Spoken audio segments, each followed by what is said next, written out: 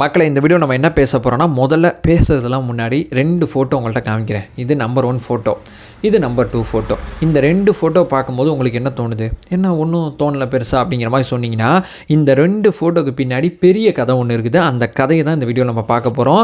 2 இல்லை, என்கிட்ட ஒரு 5 மிக முக்கியமான செய்தி இருக்குது. ஆனால் ஒரு விஷயத்தை பற்றி தாவேகா தலைவராக இருக்கக்கூடிய விஜய் அவர்கள் பெரிய லெவலில் ஒரு வேலையை ரொம்ப சைலண்டாக பார்க்குறாரு. அது என்னன்னு சொல்லி கேட்டிங்கன்னா, மீனவ சமுதாய வாக்கு வங்கி அப்படிங்கிற ஒரு விஷயத்தை ரொம்ப குறி வச்சு ரொம்ப தீவிரமாக ஒரு காயை நகர்த்திக்கிட்டு இருக்காங்க.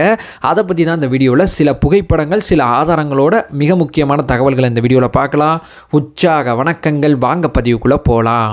இப்போ எனக்கு முதல்ல நான் சொல்ல வர்றது என்னன்னு சொல்லி கேட்டிங்கன்னா, தூத்துக்குடியில் சமீபத்தில் பார்த்தீங்கன்னா தாவேகாவுக்கு தமிழ்நாடு முழுக்க ஆள் சேர்ந்துக்கிட்டு இருக்காங்க. ஆனால் தூத்துக்குடியில் சேர்ந்த ஒருத்தங்க பெரிய லெவலில் அதிர்வலையை ஏற்படுத்துகிறாங்க.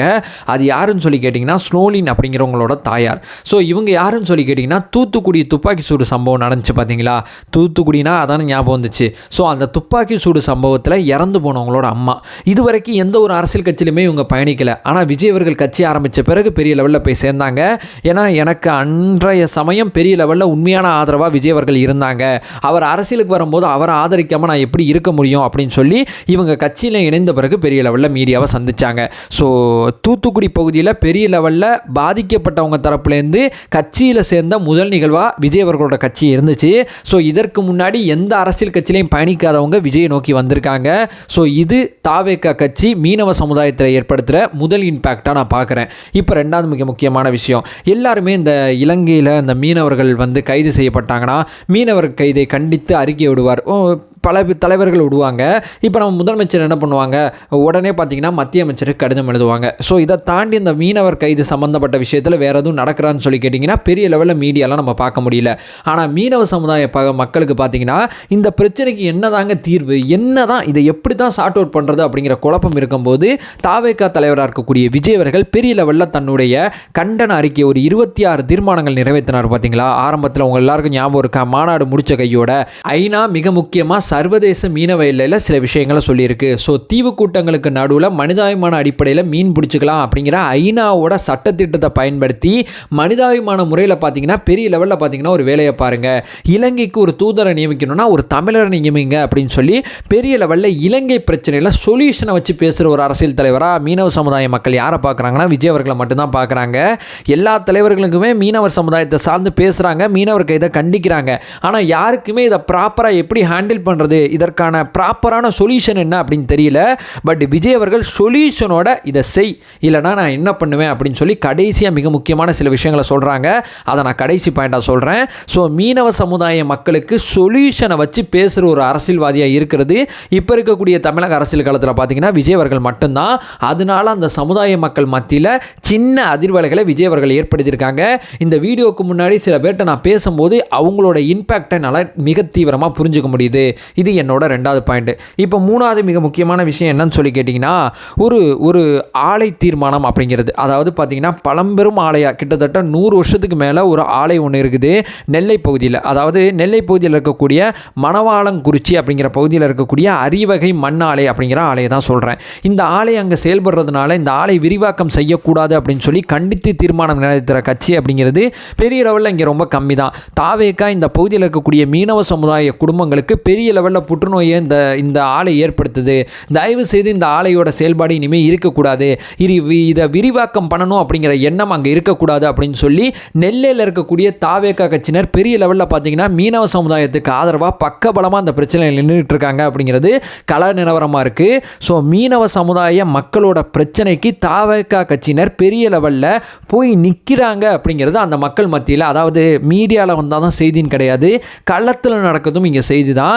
களத்தில் அவங்க கட்சிக்காரங்க போய் அங்கே நின்று அவங்களுக்கு சப்போர்ட்டிவாக அந்த ஆலையை விரிவாக்கம் செய்யக்கூடாது அப்படிங்கிறதுல ரொம்ப தீவிரமாக இருக்காங்க. ஒரு பக்கம் ஆலை விரிவாக்கம் செய்யக்கூடிய வேலைகளும் ஒரு பக்கம் போயிட்டுருக்கு அப்படிங்கிறதும் இந்த வீடியோவில் நான் சொல்ல வரேன்.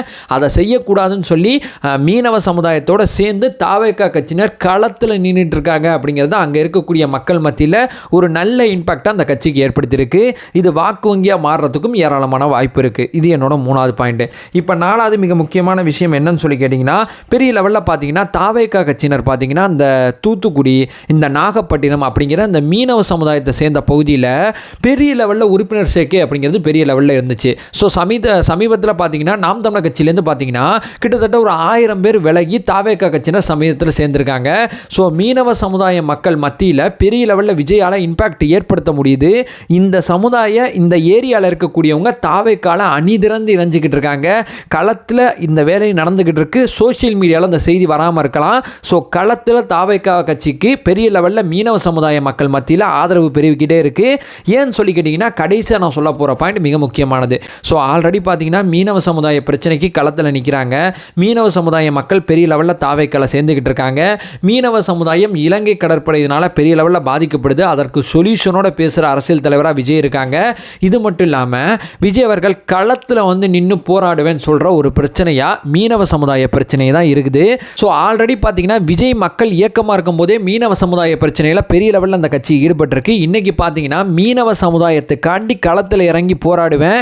ஆல்ரெடி சொல்லிட்டேன், இலங்கை பிரச்சனை இப்படி டீல் பண்ணுங்கள், உங்களுக்கு டீல் பண்ண தெரியலனா டீல் பண்ணுற வரைக்கும் நான் களத்துக்கு வருவேன்னு சொல்கிறது விஜய் அவர்கள் மீனவ சமுதாயத்துக்கு மட்டும்தான் பெரிய லெவலில் கவனித்து பார்க்கும்போது. ஸோ தமிழக மக்களுக்காண்டி அரசியலுக்கு வந்தாலும் மீனவ சமுதாய பிரச்சனைக்காண்டி நான் களத்தில் வந்து நிற்பேன் அப்படின்னு சொல்லி விஜய் அவர்கள் பெரிய லெவலில் பேசுகிறாங்க. இது அந்த மக்கள் மத்தியில் பெரிய லெவலில் இம்பாக்ட் ஆகுது. ஒரு பாதிக்கப்பட்ட ஒரு தாய் விஜய் அவர்களுக்கு ஆதரவு கொடுக்குறாங்க. பெரிய லெவலில் பார்த்தீங்கன்னா அங்கே இருக்கக்கூடிய மீனவ சமுதாயத்தால் அந்த இலங்கை சம்மந்தப்பட்ட பிரச்சனையில் சொல்யூஷனோட பேசுகிற அரசியல் தலைவராக விஜய் அவர்கள் இருக்காங்க. அவங்களோட மிக முக்கியமான பிரச்சனையை அவர் தடுத்து நிறுத்த தீர்மானம் நிறைவேற்றி போராடிக்கிட்டு இருக்காரு. அந்த மக்கள் பெரிய லெவலில் கட்சியில் சேர்ந்துக்கிட்டு இருக்காங்க. களத்தில் இறங்கி போராடுவேன், நான் இந்த மக்களுக்காண்டி நிற்பேன், நான் பெரிய லெவலில் மக்கள் போராட்டமாக அதை மாற்றுவேன் அப்படிங்கிற அளவுக்கு பெரிய லெவலில் மீனவ சமுதாயத்துக்கு ஆதரவாக விஜய் அவர்கள் பெரிய லெவலில் தன்னுடைய அரசியல் காயை நகர்த்திக்கிட்டு இருக்காங்க. ஸோ இந்த 5 மிக முக்கியமான விஷயங்களை இந்த வீடியோவில் ஷேர் பண்ண வச்சேன்.